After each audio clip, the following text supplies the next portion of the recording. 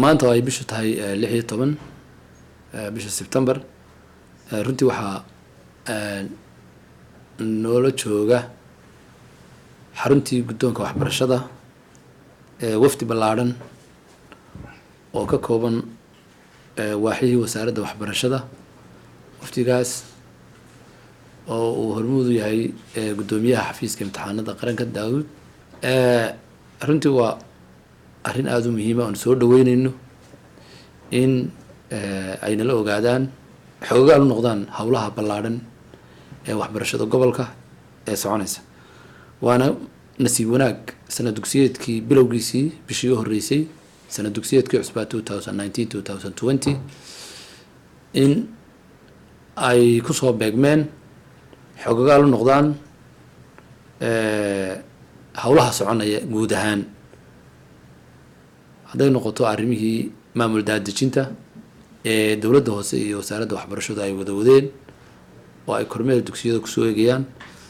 hadday noqoto imtixaanadii iyo habeyntoodii waxaa kaloo iyaguna runtii aanu agaasimayaasha iyo halkan ku wada galay shirkaas oo ah shir aada u muhiim ahaa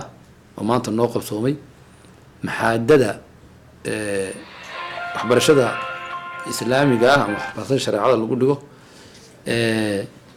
magaalada Burco oo aan halkan iyagana kulan maanta ballaaran ku wada yeelanay kulankaas oo daaranaa dulucdiisuna ay ahayd bal in dugsiyada macaahidda ah iyo wasaaradda waxbarashadu ay isfaham ka sameeyaan ama ay wada shaqayn dhow yeeshaan si loo nidaamiyo uguna xidhnaadaan habraaca iyo wasaaradda waxbarashada iyaguna ay meel cad oo muuqato kaga xidhmaan wasaaradda waxbarashada taas runtii shir wanaagsan buu si wanaagsan buu noogu dhacay isfahan muhiima ayaa ka soo baxay welina waxa noo hadhay kulanna dambe waxaanu marayaa meel wanaagsan si wanaagsan waan isugu afkaranay waxa kaloo iyaguna maanta aan halkan kolley wafdigan ballaaran jeclayna warbixin kooban kaga siiyo xaaladda guud ee waxbarashada gobolka Togdheer taasoo si habsamiya uu sanad dugsiyeedku u bilaabmay si wanaagsan ay u socoto istiraatiijiyadda qaranka ee ah in la tayeeyo waxbarashadana aanu ka duulayno waxyaabaha ugu muhiimsan ee sanadkan markaa aanu ka duulayno ama gacanta ku hayno annagoo isha ku hayna sidii kor loo qaadi lahaa tayada waxa ka mid ah dhismayaasha oo aanu kordhinay si loo hagaajiyo deegaanka waxbarashada marka tayo laga hadlayo runtii waxaa muhiim ah oo in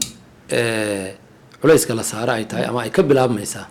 in environmentka wax lagu dhiganaya uu noqdo environment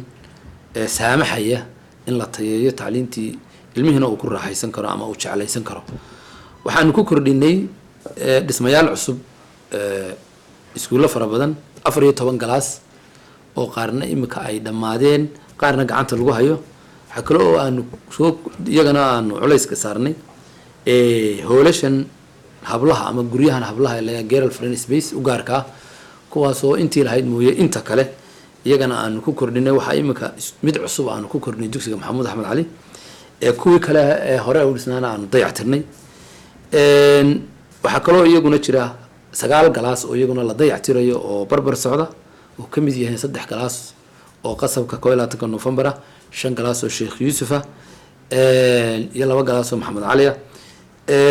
runtii dhismaha baaxadda leh waxa gacanta ku haysa wasaaradda waxbarashada waxa ka caawisay hay'adda Save the Children ayaa ka caawisay waana wada gabagabo intooda badan waxa kale oo isaguna maanta aan halkan kaga warbixinayaa aan sheegay waftiga doonayna ku wargeliyo dugsi dhameystiran oo isaguna ay maalgelisay hay'adda NRC in isagana uu marayo xaal gabagaba ah oo finishingkii uu marayo xaafadda Caaqliyada oo runtii ku dhigan jirtay maaragtay meel temporary in dugsi dhameystiran oo fasaxii aanu bilownay uu gabagaba yahay sanad dugsiyeedkana ay ku dhigan doonaan carruurta xaafadda Caaqliyada dugsigaas oo ay maalgelisay hay'adda NRC iyadana aan aad uga mahad celinayno waa gabagabo isaguna imika ayaa farta laga qaadaya waxyaabaha aanu doonayno inaan waxbarashada tayadeeda kor u qaadno waxa ka mid ah in kormeerka dugsiyadu uu noqdo joogto oo noo sameeyno qorshe joogto ah oo ay kaga howlgalaan kormeerka kaasoo ah toddobaad leh in 5 cisho ay si joogto ah uga howlgalaan dugsiyada khamiistana aanu isugu nimaadno markaa xarunta si aanu u kala qaadano xogtii dhabtahayd iyo waxyaabihii ay kala kulmeen markaana aanu dib u balaangarayno wiiga dambe sidii loo howlgeli lahaa wiig kastana aan si joogtaa u anba qaadno waxyaabaha kale aanu doonayno waxa weeye in macallimiinta laftooda la gaargareeyo galaaska gudihiisa lagu gaargareeyo wixii talooyin iyo wixii toosina loo gudbiyo iyadoo oo laga eegayo tayadii iyo xanaanshadii galaaska iyadoo laga eegayo annagu ka waxbarasho ahaan heer gobol runtii waxaa naga go-an oonu diyaarinay sanadkan inaanu kor u qaadno tirada iyo tayadaba annagoo u marayna habka ugu habboon lana kaashanana cid kasta oo aanu kala maarmin waxyaabaha kale iyaguna muhiimka waxa weeye dugsiyada sare oo kale inaanu jaamacadaha ku xidhnay oo si ay u tayeeyaan jaamacadahana ay dan ugu jirto dugsiyadii sarena ay dantooda tahay maadaama uu jaamacadda ku dambeynayo inay jaamacaddu maanta nala tayeeyaan ardayda dugsiyada sare gaar ahaan ardayada secondariyada foonfoorada ah oo galaasyo gelinka dambe ah ay u bilaabaan si galaasyada gelinka dambe ay kor ugu soo qaadaan sabjigiyada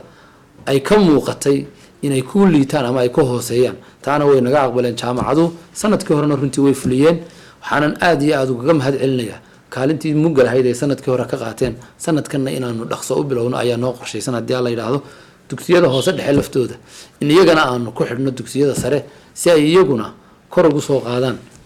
maaragtay sabjigiyada ay ku hooseeyaan ugu dambeyntii waxaan halkan fariin u marinaya runtii oon jeclay inaan ku baraarujiyo waalidiinta carruurta dhashay waalidow runtii ubadkan way naga dhexeeyaa haddii aan laysla qaban oon hareeraha laga joogin waxaa laga yaabaa inuu dhinac ka helo dabeedna aanay dhammaystirmin hadafkii aynu ka lahayn marka waxaa waalidka halkan u marinaya anigoo duruufta ay ku jirtaan inaad la daala dhacaysaan duruufihii nololeed ee ubadkan haddana duruufihii aqooneedna inaad wax nagala qabataan baanu aada u jecel lahay oo aad la socotaan ilmaha inta saacadoodu nala joogo mooye inta badan xaaladaha uu ku sugan yahay wax ma akhristay ma yahay ilmo u soo jeeda tacliintii ma yahay ilmo ku fakeraya wax akhriskii ma yahay ilmo weeleynaya wixii loo soo dhigay taana inaad ku baraarugsanataan oo aad la socotaan ilmahaasu heerka uu ka gaadhsiisan yahay dadaalka maadaama inta badan idinka idinla joogo wixii iskuna xidhantaan iskuol walba oo uu kuu dhigto ilmahaagu aada maamulaha ku xidhanto oo la socoto oo aad ka warhayso heerkiisa aqooneed aada iyo aad bay muhiim u tahay in aad kordhisaan maaragtay heerkiina la socod waxaan ku jirnaa bilowgii sana dugsiyeedka waxaa jira arday badan oo gaadhay da-dii qorista waxbarashada maxaad waalidiinta usoo jeedinaysaa guryaha ku haysta carruurta runtii aada iyo aad baad u mahadsan tahay waa su-aal muhiima waxaan usoo jeedinayaa halkan waalidiinta carruurta aan iskuullada keenin inay ku baraarugsanaadaan in ilmahaasu wakti ka lumayo mas-uuliyadana ay ka saaran tahay ilmaha guriga jooga agtiisana wax lagu dhigayo ee u baahan aqoonta agtiisa taalla ee u baahan oo keliya inuu waalidku keeno ay tahay mas-uuliyad waalidka saaran uu dareemo ilmahaasu maanta in isaga uu u baahan yahay waalidow ilmaha agtaada jooga eed gacanta ku haysa ee aan fursadii waxbarasho tegin in aad geyso ayaan kugu adkeynaya ogaatidna maanta waxaad geliso ayuunbaad beritoole ka goosanaysaa fariida ugu dambeeyaan kugu baraarujinaya waxa weeye maalinta aynu noqono da-da cimri gaadhno qofka ilaahay uu ku simo ee geeriye ay dayso waxaad ku dhacaysaa gacmaha ilmaha yar baad ku dhacaysaa si maalintaa uu kuu xanaaneeyo ama mas-uuliyadaada uu uga soo baxo waxaa waajiba inaad adna mas-uuliyaddiisa maanta ka soo baxdo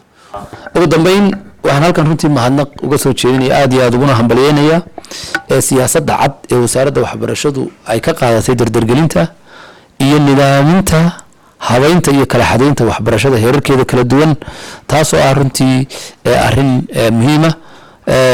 wasaaradda waxbarashada heer qaran oo inaga hogaaminayo siyaasadda uu inaga hogaaminayo wasiirka wasaaradda waxbarashada wasiir ku-xigeenka iyo agaasimaha guud iyo agaasimayaasha waaxaha runtii waa arrin aada u muhiima loona baahna aada iyo aad baan idinku hambalyeynaya idinkuna mahad celinaya waxaan kaloo mahad celinayaa cid kasta oo gacan ka geysata naga caawisa baahiyaha joogtada ee wasaaradda hadday noqoto mid dhisme iyo mid aqooneed hay-adda Save the Children oo runtii iminka gacanta ku haysa dhismayaasha hay-adda Care International oo iyaduna wax badan nagala qabata hirgelinta iyo tayeynta waxbarashada iyo hay-adda NRC oo iskuulka dhamaystirtay aad baan ugu mahad celinayaa waxaan ka rajaynayaa inta ay qabteen iyo in ka badan ba inay nala qaban doonaan haddii aan la yiraahdo